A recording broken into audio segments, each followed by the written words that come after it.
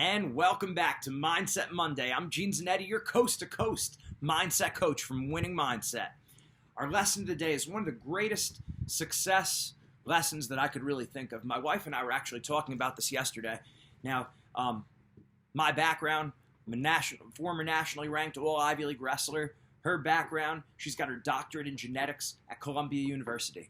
Okay, so the two of us were able to get things done at a pretty high level. So a lot of times we talk about what are some of the secrets of success, and how do you become successful? What lessons we'd want to pass on to our children and to other people.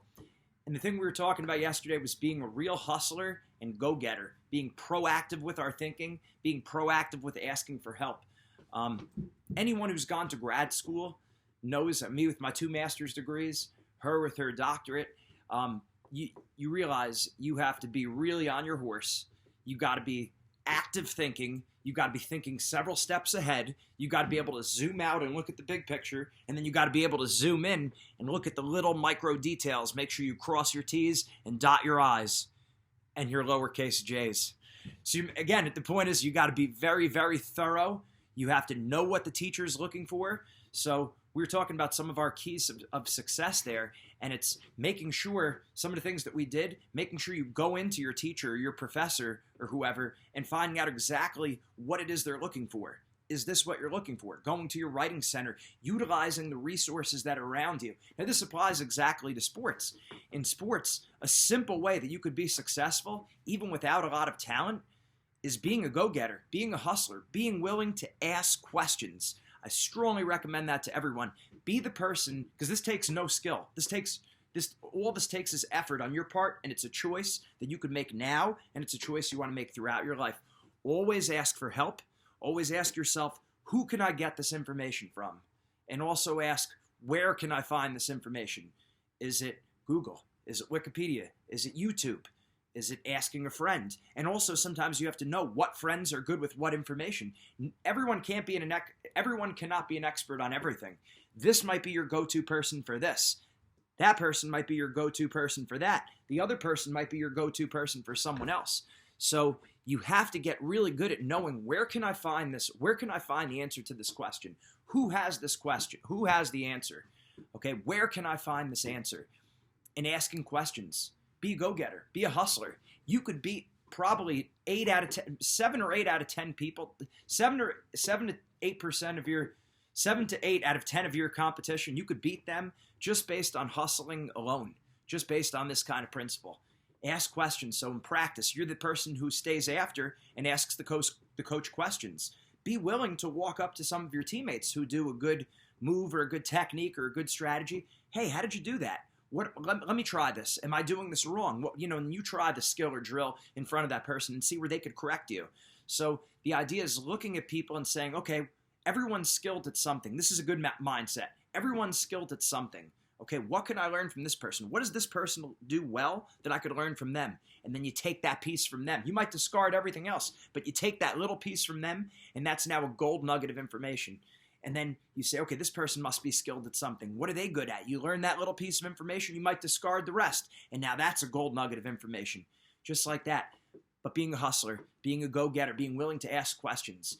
The phrase, real men don't ask for directions, that's crazy. That's ridiculous. That person's probably lost a lot of the time, and they spend a lot of anger and frustration in that.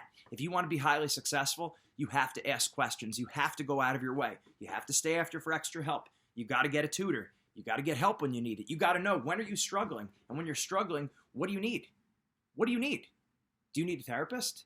Do you need a strength coach? Do you need a nutrition coach? Do you need a mindset coach? You probably need all of them, right? But who can you go to for this information?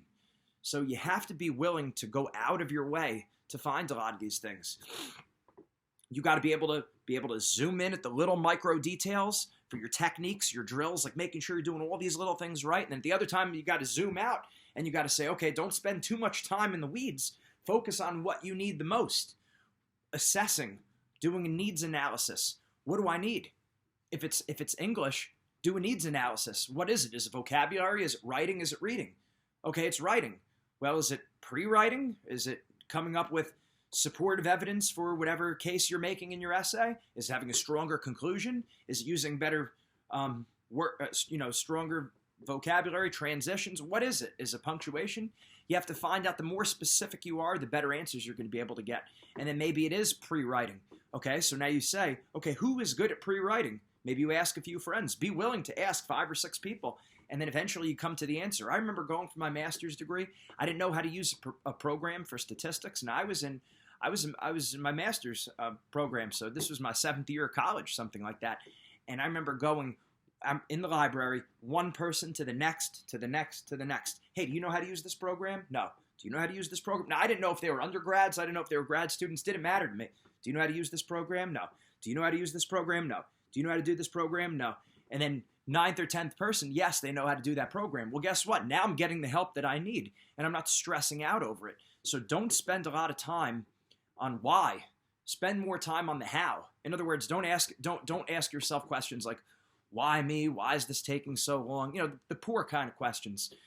Instead, spend 90% of your time on the solution and only 10% of your time on the problem. That doesn't mean don't focus on the problem, because you need to focus on the problem sometimes for a little while just to understand where you're going wrong. Maybe you're repeating the same mistake over and over again, but once you learn, you got to zoom back out. You can't get stuck in the weeds there. You figure out the answer. Get the help. So being a hustler and go-getter. If you're a coach, if you're a teacher, you'd do a great job. You'd do a great service to your athletes and to your students if you encourage them to ask questions, to be a go-getter, to be a hustler, to even set up things in the classroom, set up incentives, not just to get the good grade, but to speak up, to ask for help, to figure it out. Get good at figuring it out. That's what a lot of college is. That's what a lot of grad school is. That's what a lot of life is. You don't have the answers always readily available. You got to figure it out. So get good at figuring it out. And I could tell you that hard people to work with are people who are not proactive, people who aren't good at thinking for themselves, people who aren't good with inferences.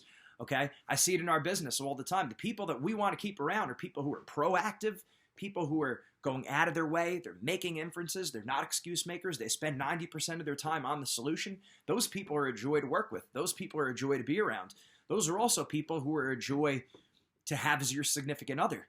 If you've ever dated someone who's not a proactive thinker, doesn't make inferences, doesn't think outside the box, you realize that's going to be pretty hard. You've probably dated someone like that in the past where you just have to tell them every little thing. I'm not saying you don't communicate. Of course, you want to communicate all your needs and all this stuff.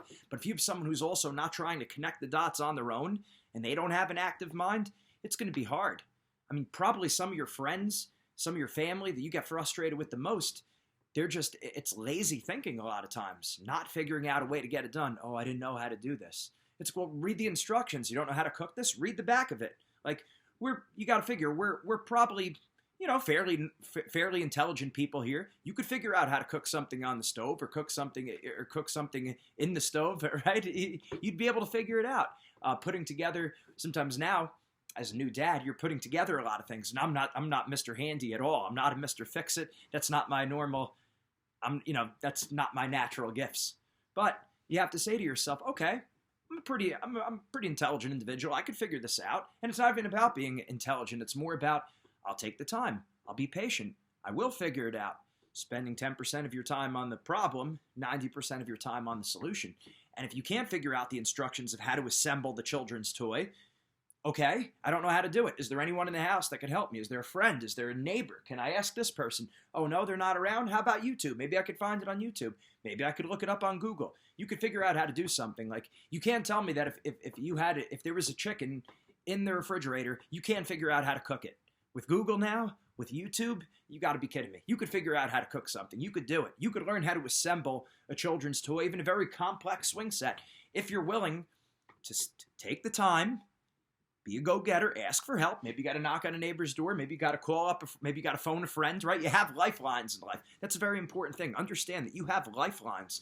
And for me, that's why I always thought Facebook was a very big deal. And I always collected friends. What I mean by that is whenever I met someone, I would friend them on Facebook. Why? To me, I always viewed that as a source of wealth. First of all, I like people. I like staying in touch with people. Also, you never know when you're going to need someone. Okay, and they might need you. And that's why I always try to say, make sure you're always a giver. If someone asks for your help, if it's within your power to do it, and it's not like massively inconvenient and like you have to go too far out of your, if it's a reasonable request, you should grant any reasonable request that anyone comes to you with. Why wouldn't you? Be a helpful person. And if you do that, you tend to see what goes around comes around. Life tends to be a mirror reflection of what you put out to life. Okay, so ask for help. I could tell you when we started expanding to different sports. We started with the sport of wrestling, and we expanded to other sports. Who did I rely on to help me put together these different sports? Well, this friend was in my class this year of college. This friend was in my grad school class here. And this person happened to be an athlete of this sport. This person had to be an athlete of that sport. This one was the captain of the field hockey team or lacrosse team. And now, lo and behold, we were able to put together the mindset worksheets and exercises with experts because I had spent my time, well, not all my time, but I spent a lot of time collecting friends. So Facebook or Instagram or Twitter, those kind of things, when you meet people, connecting with them on LinkedIn and these different things, that's absolutely a form of wealth because now you have more people inside your network and you're more likely to find a job too. This is true with studies. You're more likely to find a job, the strength of weak ties. It's not usually someone who you're really close with. It's a loose connection, all right? That's where you could swing deals in business. That's where you could get into a certain school, get a certain job, learn how to find out this technique. So think outside the box. Be willing to ask questions. Be hungry. And be the person who does take the extra step. Stay after practice. Ask for help. Look it up on YouTube. Look it up on Wikipedia.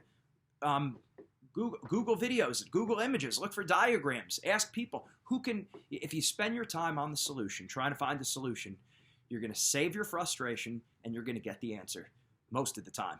Most of the time. So get on your horse. Start asking questions. Be the person that's willing to hustle. Again, if you're a coach, a teacher, or a parent, make sure you reward your students, your children, your athletes for the hustle, for taking an extra step, being proactive, making connections, trying to make connections, even if they're not successful. Okay, they tried going to the writing center. They tried YouTubing the video. They tried asking a friend. They tried asking an older sibling. Like, that's a good thing. You want to reward that because in life, that's how that person's going to be successful.